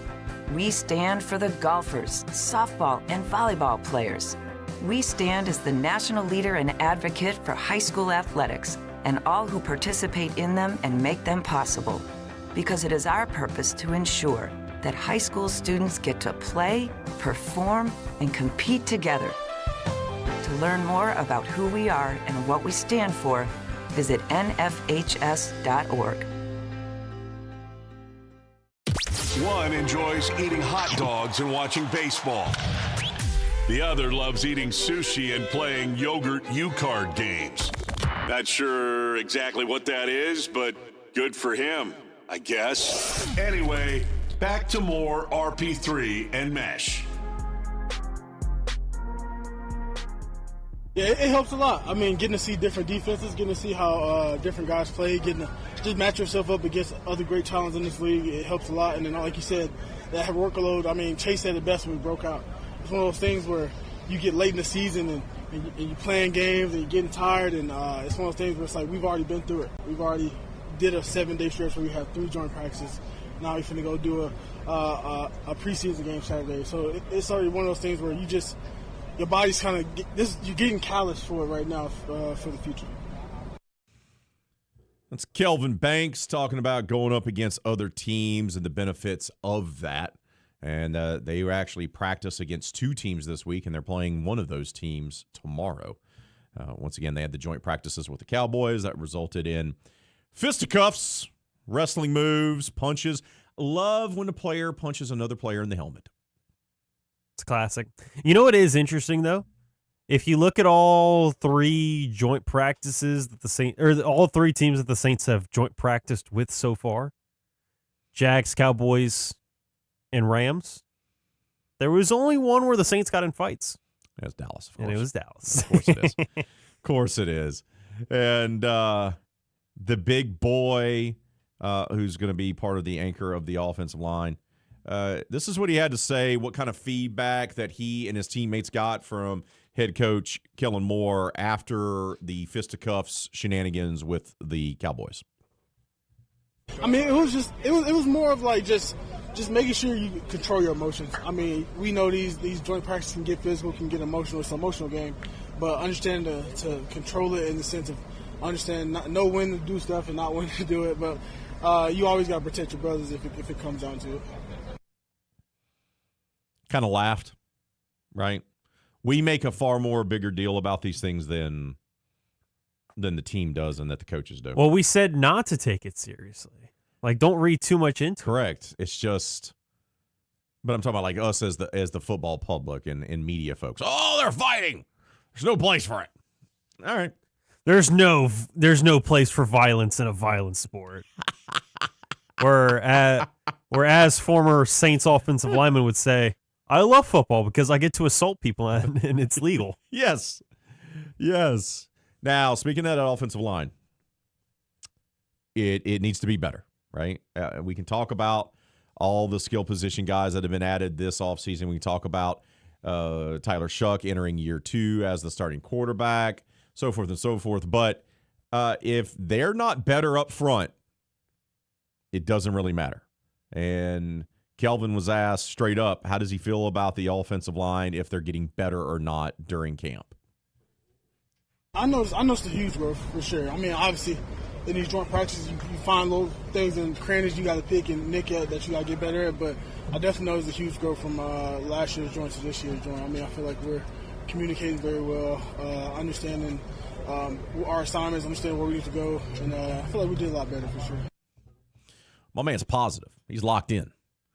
Did you see Teron Armstead working with him in Fuaga about blocking technique and footwork? Yeah, I've seen Armstead be working with the Saints offensive lineman a lot recently. Yeah. Like, he's had him on his podcast, but then he's also been working with them in person. He's actually out there on the field. Yeah, he's out there. Pulling them aside. If I'm Kellen Moore and company, I say thank you. Thank you very much, Teron.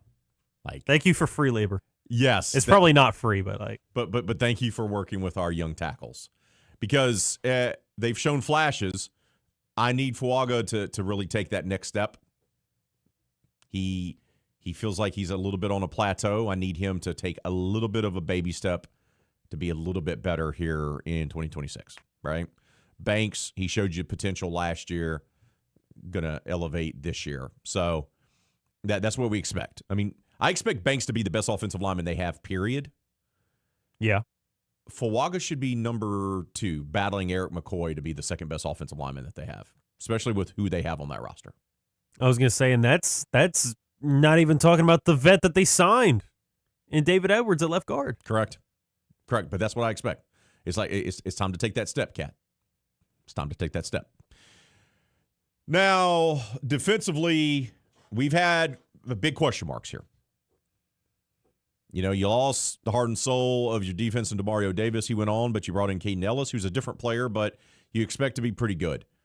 You bring back Cam Jordan, but he's dealing with a hamstring injury. Yeah, Brian Brzee was in a contract year. Guess what? He's out with an ACL tear.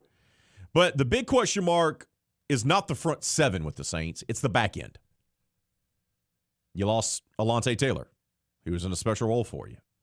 Are the safeties going to be healthy? And more importantly, we've talked over and over again, does this team actually have legitimate starting cornerbacks?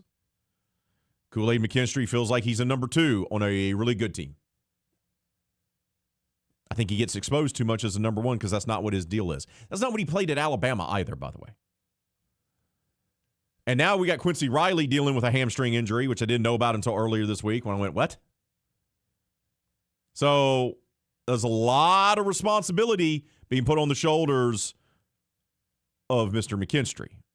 And this is what Kool-Aid had to say, what it's been like this week going up against Pro Bowl quarterbacks in Dak Prescott and Matthew Stafford in practice. Man, you know, a guy like me, I like those challenges, and I'm pretty sure my guys do too. We talk about these days. We go over these guys' film before we go out here and play against them. We see what they can do, and these guys are great guys to go against. And we know as a secondary that can't do nothing but make us better. So we embrace it. I love the mentality, and I'm people have been texted this and been asked this on social. You know, kind of hate Kool-Aid McKinstry. No, I don't. I just don't think so far in his career he's been put in the right position. He's really a nickel corner is what he is, if we're being honest. And I think he could be a very good number 2 cornerback in the National Football League. Do I think he has the skill set and the qualities that needed to be a lockdown number 1 corner? I do not. Doesn't mean that he can't be serviceable. Doesn't mean that you're not going to have good games. Wasn't he the NFC Defensive Player of the Week for one of his performances last year, James, early in the season? I feel like I'm right about that. Like, he had a really great week, and we're like, oh, look, Kool-Aid had a really good week. He was great. I was going to say, well, he had 3 picks in one game. But other than that, you didn't see a lot level, right? It's the consistency. Now, can it click for him here in year 3 now? Right? For Kool-Aid? Year 3? Because he played for Saban at Bama. So year 3 for Kool-Aid, can the light bulb go off? Can he now take that next step and develop into a number 1 corner that the Saints need him to be? I don't know. But you heard it. They were challenged this week. That can only help him and his teammates, especially in the back end. And this is what Kool-Aid had to further say about those joint practices. It was two great practices against these guys, for the defense, get to going against high talent, in the secondary, us get to going against receivers that's highly rated in this league. So, just us being able to get those reps before the season starts is definitely important. If the Saints are going to take the next step, Kool-Aid needs to take one as well. Because that's a position that you can't not have at least one very good player at. There's positions on the field where you can just have maybe some mediocre to maybe good guys in your position group and get away with it. In the modern NFL, you have to have good to very good defensive backs across the board. Because if you don't, they'll find the weakness and they'll pick on you all day long. Got to take a timeout. When we come back, we'll shift gears back from the NFL to the college scene. Talk all things SEC with our buddy Chris Gordy of Locked On SEC podcast. That's next. This is RP3 and Meche live on ESPN 103.7 Lafayette and 104.1 Lake Charles, Southwest Louisiana's sports station. This game isn't fun. This game is a war. It's time for the 2-minute drill. Hurry it up, hurry it up, hurry it up. Powered by B1 Bank. Visit B1Bank.com to find a location near you. Come on, let's go, you guys. Get in here, we gotta go fast now. The Houston Astros were dismantled by the Los Angeles Angels last night, falling in the series rubber match 18-3. With the loss, the Astros are back to even 500 with 64 wins and 64 losses. Their division lead sits at 1 game over the Rangers, and they'll begin a 3-game series against the A's tonight at 7:10. You can listen to the action of that one on ESPN 103.7 Lafayette, 104.1 Lake Charles. The NFL preseason rolls on all weekend, and the New Orleans Saints will be out in Los Angeles to face the Rams on Saturday. Kickoff from SoFi Stadium is set for 3 o'clock tomorrow afternoon as players look to move further towards solidifying their roster spots. Former Louisiana Raging Cajuns baseball player Lee Amade appears to be back in the fold after a judge ruling gave players back their 5th year of eligibility. Amade will begin practicing with the team again in hopes of playing another season with UL in 2027. Former LSU baseball pitcher Cade Anderson is getting his chance in the big leagues. The top prospect was called up by the Seattle Mariners, and he will make his major league debut tomorrow. After 43 years in college athletics, former LSU staffer and SEC head of communications Herb Vincent will be retiring after this college football season. And on the PGA Tour, it was a 5-way tie for the lead after one round at the BMW Championship, the second leg of the FedEx Cup playoffs. Rory McIlroy and 4 others all led the way, shooting a 6-under 64. Round 2 will take place today from St. Louis, Missouri. I'm Dawson Eislow, and this has been your 2-minute drill on ESPN 103.7 Lafayette and 104.1 Lake Charles. Your home for the LSU Tigers and Houston Astros. The 2-minute drill has been powered by B1 Bank. Visit B1Bank.com to find a location near you. ESPN 103.7 Lafayette and 104.1 Lake Charles is the proud winner of 4 2026 LAB Prestige Awards, including Best Use of Digital Media, Foot's Friday Fury, Best Live On-Site Remote for our Super Bowl Radio Road coverage, Best Promotion for our No Shave November initiative, and Radio Young Professional of the Year for Dawson Iserloh. We're proud of being Southwest Louisiana's sports station and are humbled to be recognized by the Louisiana Association of Broadcasters. The heart of Acadiana is its local businesses, the people, families, and companies that help our communities thrive. Here's a message from a proud certified South Louisiana business.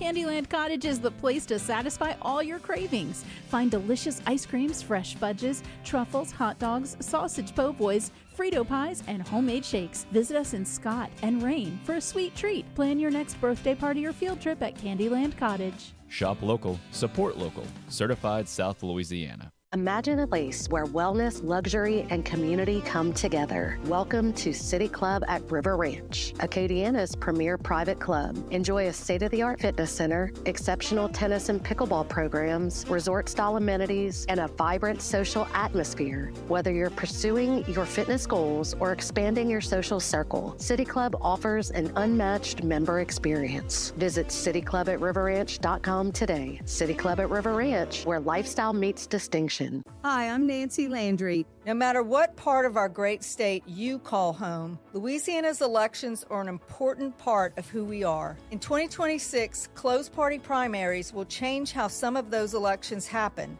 so you'll want to know what to do. Keeping your registration current ensures you'll get the right party-based ballot. Remember, this change only applies to certain offices. To learn more, visit govote.com or download the GoVote app. Paid for by the Louisiana Secretary of State's office. MeTV is America's #1 classic entertainment television network. And here's one of the reasons everybody loves MeTV. Oh, it's a classic. The great comedy lineup on weeknights. This will be fun. Come on. With Meche. Loaded with snappy comebacks. The Andy Griffith Show. I was just funning with Barney. And Everybody Loves Raymond. Now we got a show. Watch MeTV Acadiana on KLWB, over the air on channel 50.1. Check your local cable listings for the channel in your area. School sports are played by humans, coached by humans, and officiated by humans. So the next time you're sitting in the stands at a school athletic event, please remember this and maintain your humanity, especially when it comes to judging and critiquing athletes, coaches, and officials. Please show your fellow humans some respect. They'll appreciate your empathy. This message presented by the LHSAA and the Louisiana High School Athletic Directors Association. ESPN 1037 Lafayette and 1041 Lake Charles is the #1 rated sports station in Louisiana, according to our mamas. Mama said that. Mama said that. My mama said that. My mama said. Back to more of our mama's favorite sports station.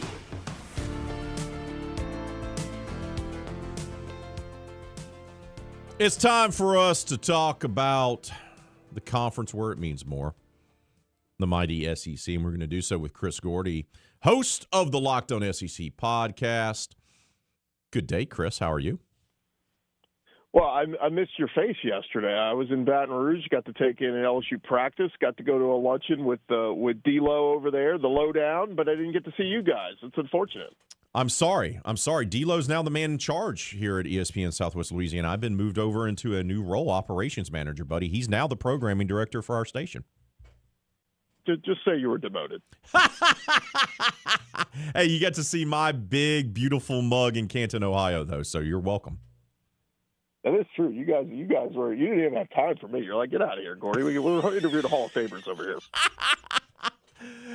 All right, bud. Let's dive in. Look, season kicks off officially for a lot of FCS schools and other schools next week, and then obviously the big boys get started the week after. What can you tell us about this?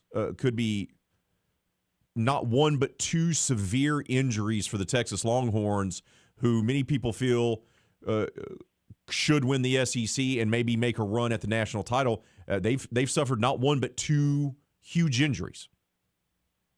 Yeah, I mean the big one is your left tackle in Trevor Gooseby, and look, they're going to try to shake some things up, but I don't know, man. It's the fact you're staring down the gun of a huge matchup with Ohio State in week 2. It's scary. They think it's just a bone bruise, and we'll see how long it lasts.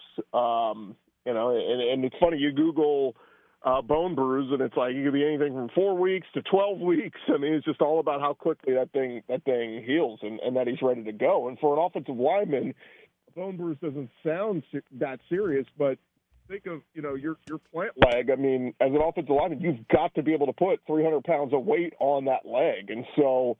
Yeah, that to me is one to watch. Now, they do have some good options. It sounds like Andre Kojo, who missed a lot of time last year, that, there's a world they could slide him in at right tackle, and Melvin Ciani could slide over to left tackle.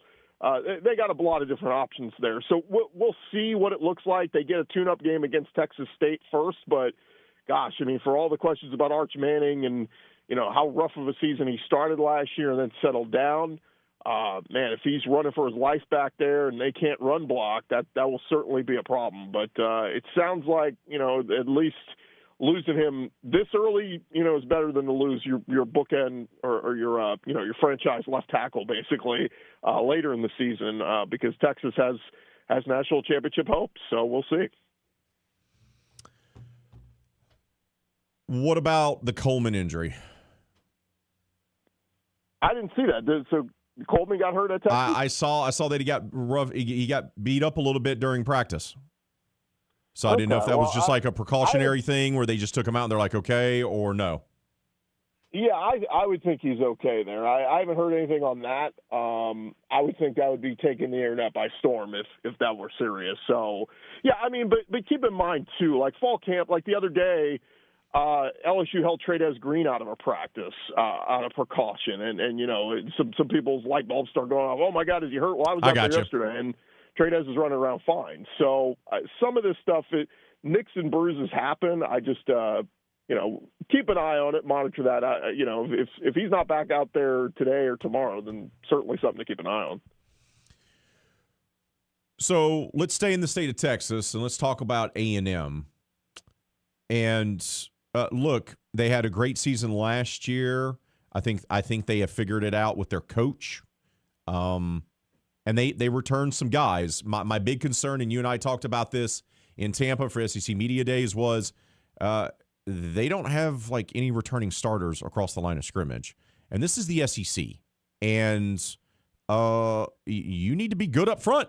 Like, right? I mean, it's that for me, it feels like for Texas A&M to be successful this year, to flirt with maybe 9 wins or 10 wins and maybe make the playoff again, it's all going to come down to, are there guys up front? Are those guys dogs or not? Like, I think that's as easy as it's for me when it comes to A&M. Yeah, and that's what's so funny is I think, was it Matt Stinchcomb, one of them on the SEC Network the other day, they were rating their top offensive lines, and I think he had A&M as his number 5, top 5 offensive line in the SEC, and I'm like, man, what is this based off of? I know Mark Nabu is a great center. He might be one of the best centers in the country. And they had to pony up the cash. I was told they had to pay close to $1 million in an NIL deal to keep him in College Station. I mean, that's insane for a center, but he is a very good one. But, yeah, you're right. All the rest are transfers around him, and a couple of them from LSU, and Tyree Adams and Cohen Eccles on the left side.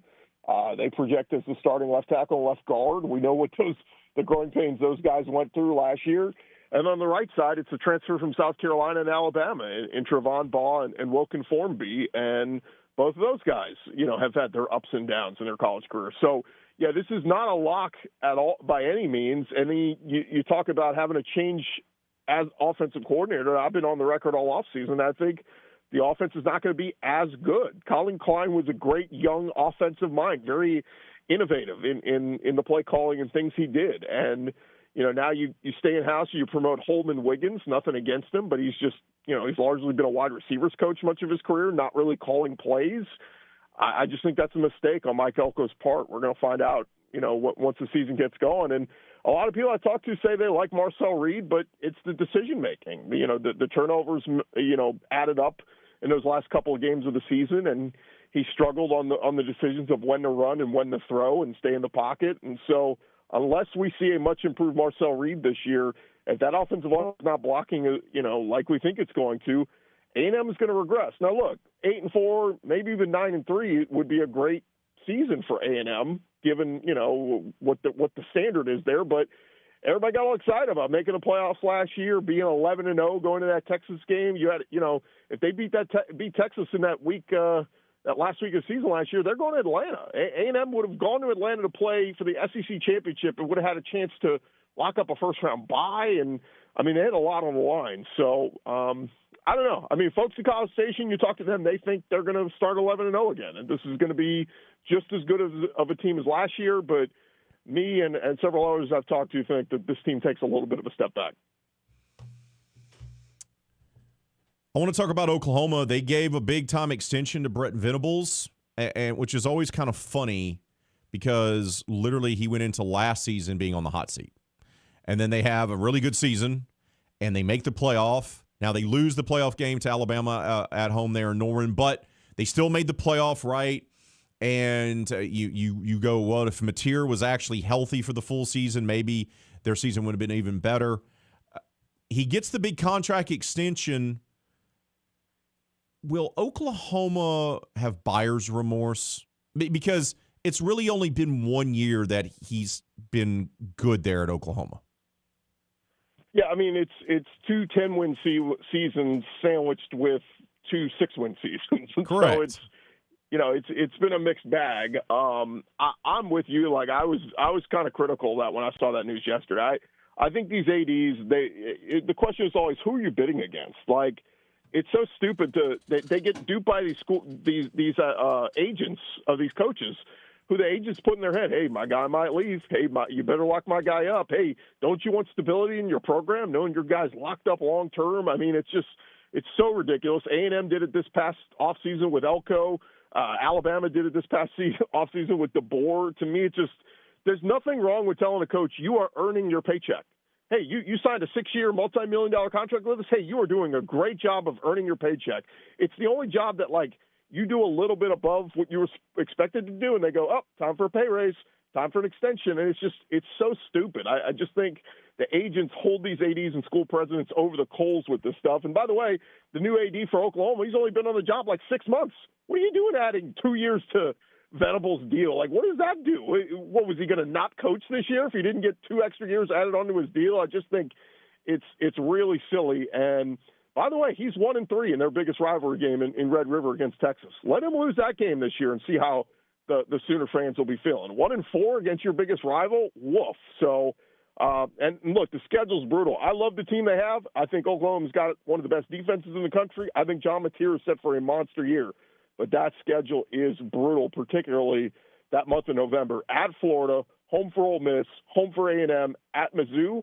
I mean, there's a chance all 4 of those teams are ranked by the time they get there. So good luck, Oklahoma. Good luck, Brent Venables. And not only that, Chris, but at the same time, it's like, yeah, you got the quote-unquote security of having your head coach there for the next, 4, 5, 6 years plus, depending on the contract. But at the same time, I mean, who's to say they don't get an opportunity to go get a quote-unquote bigger and better job, whether it's somewhere else in college football or maybe even they go to the next level at the NFL. So it's like you could say you got the security with the years, but that doesn't mean that they're going to survive throughout all those years and have everything be sunshine and rainbows. Well, and let me paint a picture for you. What if Brent Venables what if this whole thing backfires and he goes 6-6 this year?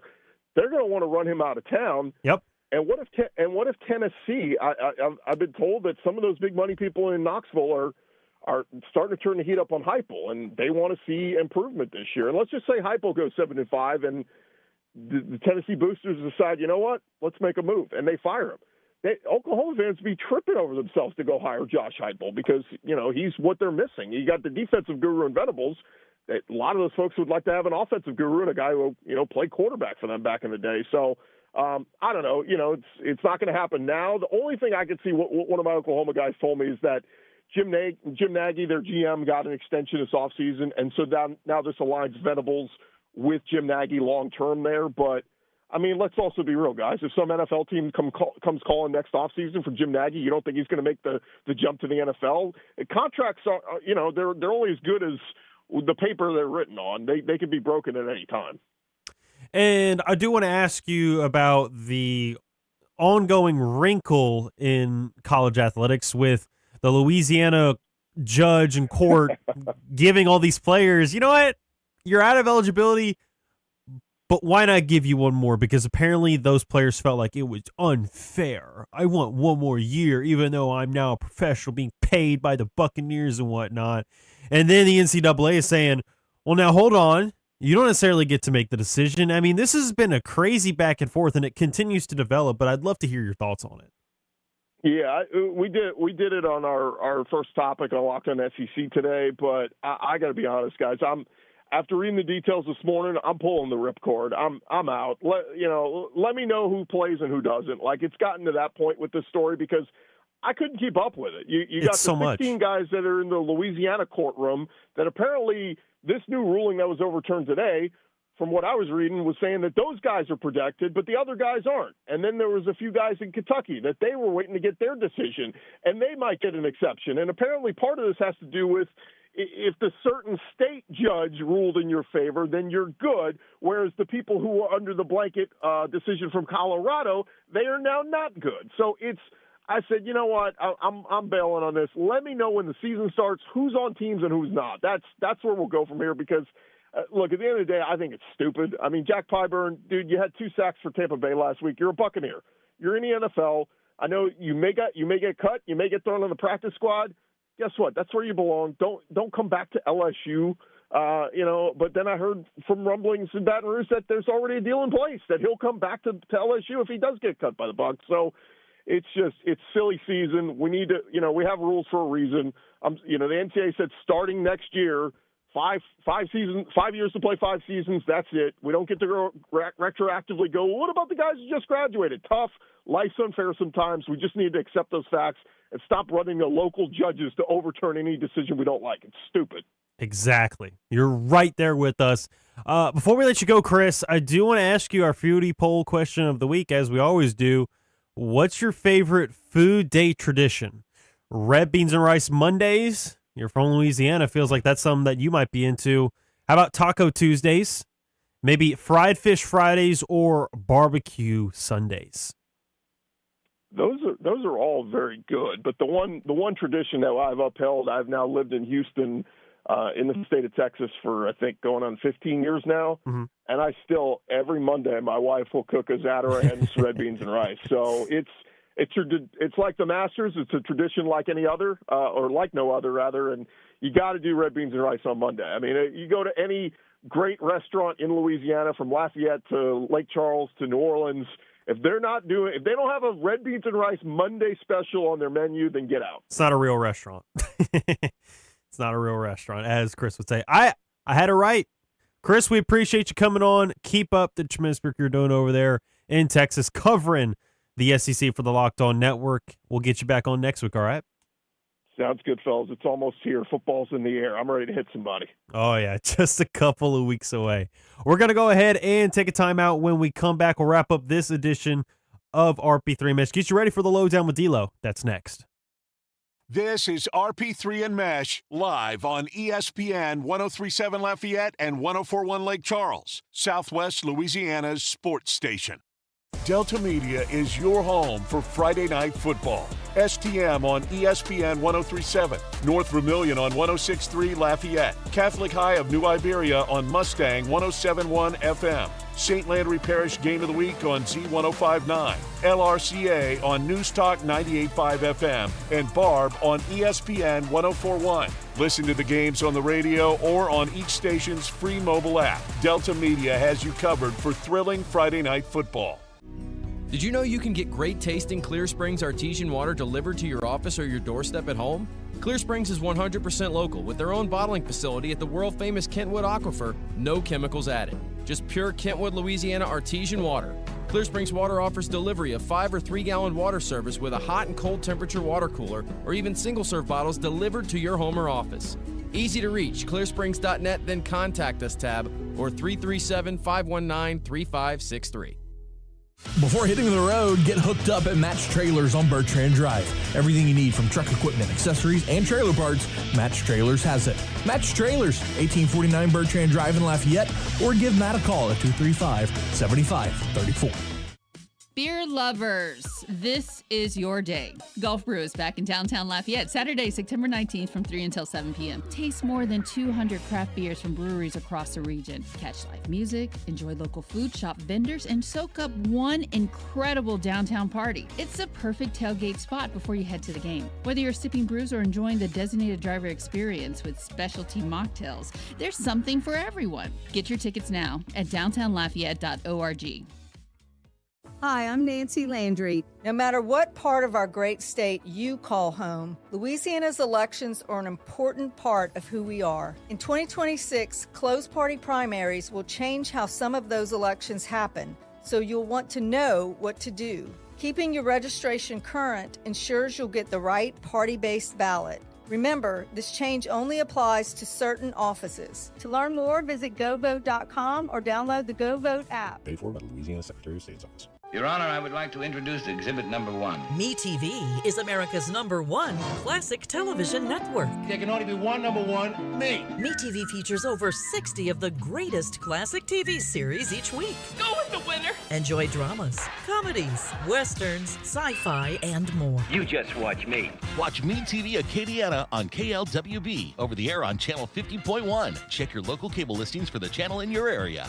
MeTV is memorable entertainment television. Delta Home Center and Delta Trailer Sales, your one-stop shop for utility and cargo trailers. Heavy-duty dump and gooseneck trailers, portable buildings, cabins, decks, porches, fences, carports, and site-built metal shops. Located at Exit 7 in Carencro or at deltatrailersales.com. You're listening to ESPN 1037 Lafayette and 1041 Lake Charles, Southwest Louisiana's sports station. Your home for the Houston Astros. Oh, let's take a moment to thank our guest on this Friday edition of RP3 and Meche as we broadcast live from inside the Beal and Abear Studios here in Upper Lafayette. I want to thank Kevin Batiste of WAFB joining us for Campus Check-In Edition, talking Southern Jaguars. They kick off the season a week from tomorrow. They'll do so over in Birmingham against Alabama State. And then also we talked all things SEC with Chris Gordy from the Locked On SEC podcast. How about an update on that poll question of the day? One final one here on this Friday edition of RP3 and Meche, Mr. Meche. Yes, 53% are going with barbecue Sundays. 34% have said red beans and rice Mondays. 6% apiece towards Taco Tuesday and fried fish Friday. Can you guess where Chris went?